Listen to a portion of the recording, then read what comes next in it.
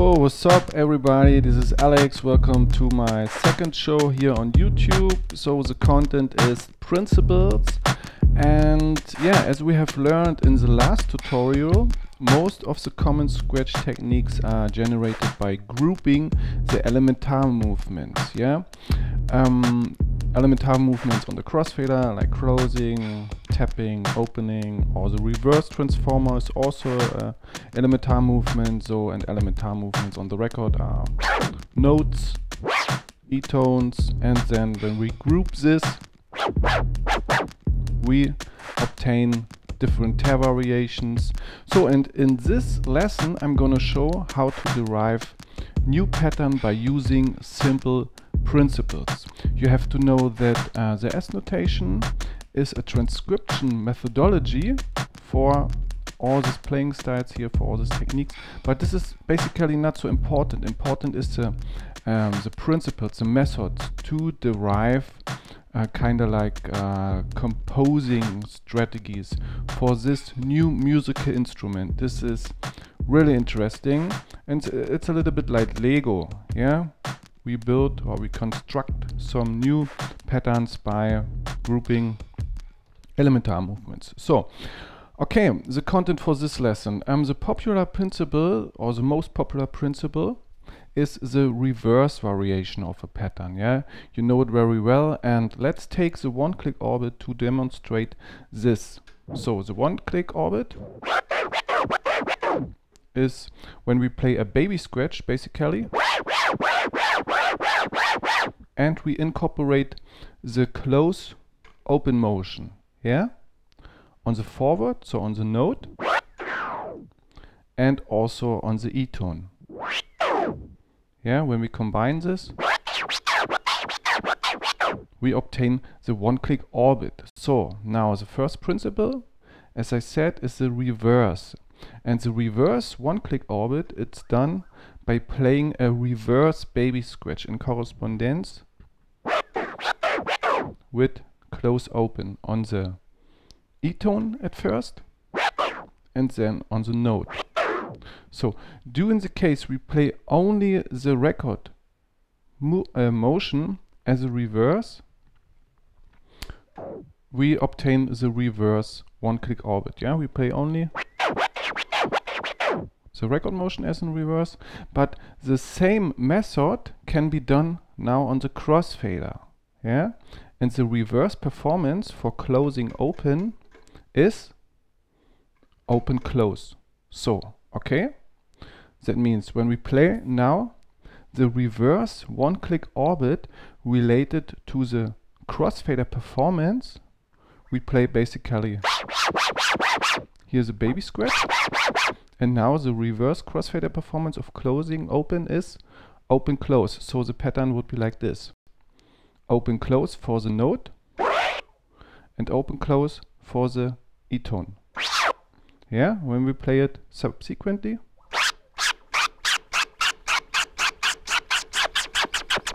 we obtain in this case a complete different pattern, an opposite to the reverse one-click orbit. Yeah, now we can combine the reverse record motion of the one-click orbit in combination with the reverse crossfader performance of the one-click orbit, and we obtain this pattern here.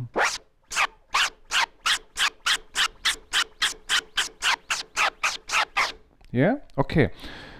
This is basically what's all about in this lesson. Principles. Principles to derive some new variations by applying principles. Music theoretical principles. Okay, to demonstrate all this method, I'm gonna use a very famous Scratch technique. This is a swing flare. So for repeating the swing flare is basically we play a baby scratch 2 times, and now we incorporate at first the open close motion, and then the tapping 2 times, and when we play it subsequently, it goes like.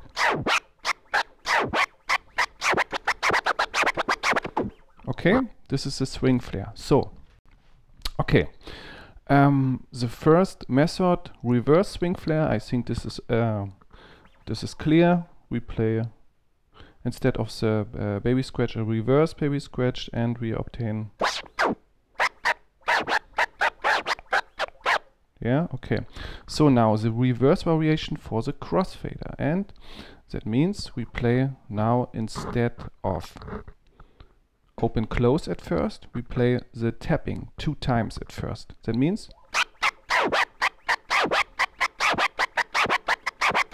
yeah, once again. So, and this reverse pattern sounds now different to the normal version, because we play instead of open close at first the tapping 2 times. Okay, important. So now you can take this crossfader performance, this reverse crossfader performance, and apply this to the reverse variation of the record motion, and it would be like this here.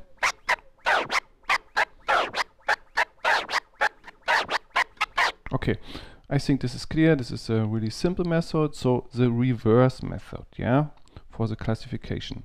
Okay, now we came to the next method, and this is important, or you can now apply the knowledge of the previous tutorial related to the playing style, and you can try to play the swing flare in different playing styles related to the record motion. The first is the release mode, yeah? The common performance of the swing flare is when we play all the record motions by hand. So, and now we play the release mode. That means the note is as a release and the backward or the E-tone by hand.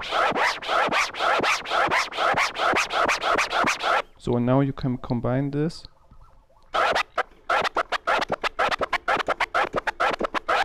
Yeah, over beat.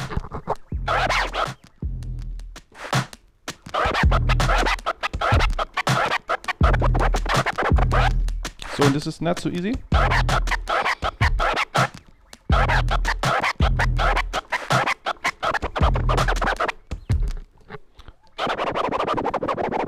That's the goal for the record motion. The acoustical consequence is that we obtain, related to the note, always a constant pitch, okay? And this is quite difficult to the common performance of the swing flare, where we use the hand. So,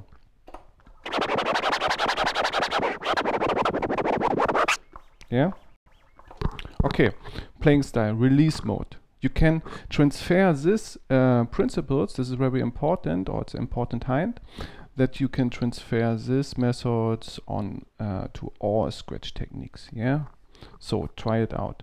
So the next playing style, or my tip for playing style, is when you play this pattern, when the platter's off. Yeah, it sounds a little bit different, or basically all scratch techniques sounds different when you play it when the platter's off, because the when I move the record, there's no automatical run who have some influence on the record. So, and due to the influence, there is a acoustic. But this is not in this case when the platter's off. For comparison,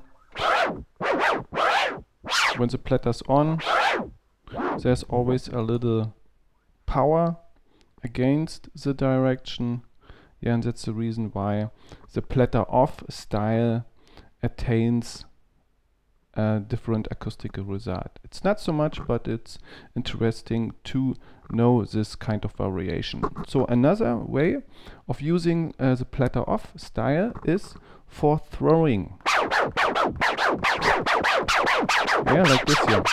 So, and now what you do now is you play the baby scratch, note, E-tone, and you combine this with the crossfader performance of the swing flare. It goes like this.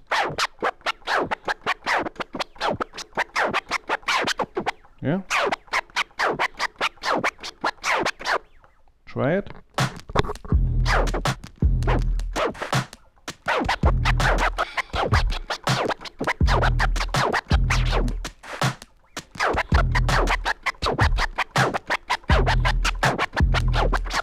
Yeah. You can also use the reverse variation of the record, like this.